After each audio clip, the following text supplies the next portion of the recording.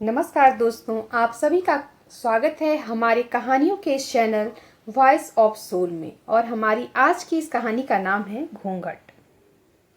अरे छोटी बहू, कितनी बार कहा है तुम्हें सर पर घूंघट रखा करो।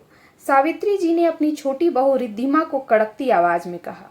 न जाने इस लड़की को क्या संस्कार दिए हैं इसके माँ बाप ने। सावित्री जी धीरे से बड़बड़ाईं। सावित्री जी के 2 बेटे हैं। बड़ा बेटा और बहू उनके साथ ही रहते हैं।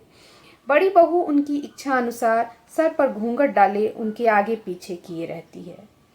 परंपरागत विचारों वाली सावित्री जी अपनी बड़ी बहू पर हमेशा ही खुश रहती और कहती, कितने अच्छे संस्कार दिए हैं इसके माता पिता ने। ऐसी होती हैं घर की बहुएं। उनकी बात सुनकर उनके पति रमेश जी केवल मुस्कुरा कर रह जाते। छोटी बहू रिद्धिमा अपने पति के साथ शहर में रहती है और एक प्राइवेट बैंक में नौकरी करती है। नजदीक का शहर होने के कारण वे दोनों हर छुट्टियों में घर आ जाते हैं। बचपन से ही शहरी परिवेश में पालन पोषण होने की वजह से वह गांव के परंपरागत रीति रिवाजों को थोड़ा कम समझती थी।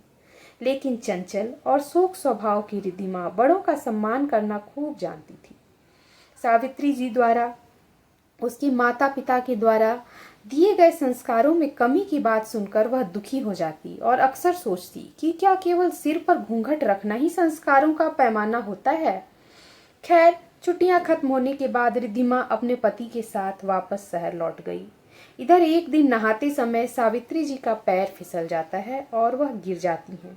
उन्हें काफी चोट आती है और पास के अस्पताल में ले जाने पर पता चलता है कि उनके कमर की हड्डी टूट गई है। डॉक्टर बताते हैं कि इन्हें कुछ महीनों तक बिस्तर पर ही रहना पड़ेगा। आप लोग चाहें तो 3-4 दिनों के बाद इन्हें घर ले जा सकते हैं, लेकिन आपको इनकी पूरी देखभाल करनी पड़ेगी।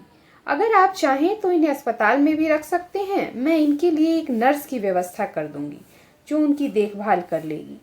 सावित्री जी को अस्पताल के माहौल में घुटन सी महसूस हो रही थी। उन्होंने कहा, नहीं नहीं, मैं घर जाऊंगी, वहां मेरी बहू है मेरी देखभाल करने के लिए।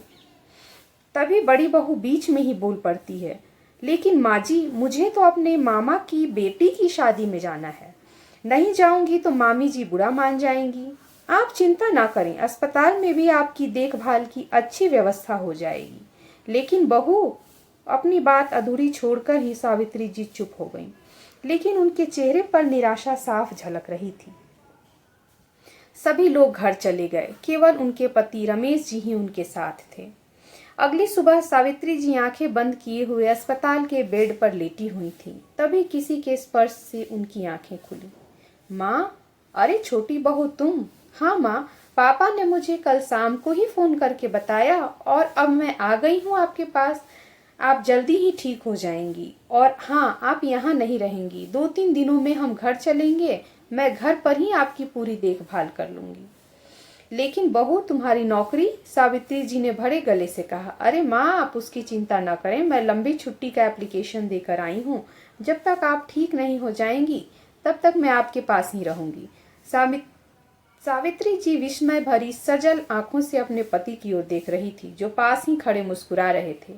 अब प्रश्न सावित्री जी के मन में था कि क्या घूंघट लेना ही संस्कारों का पैमाना होता है?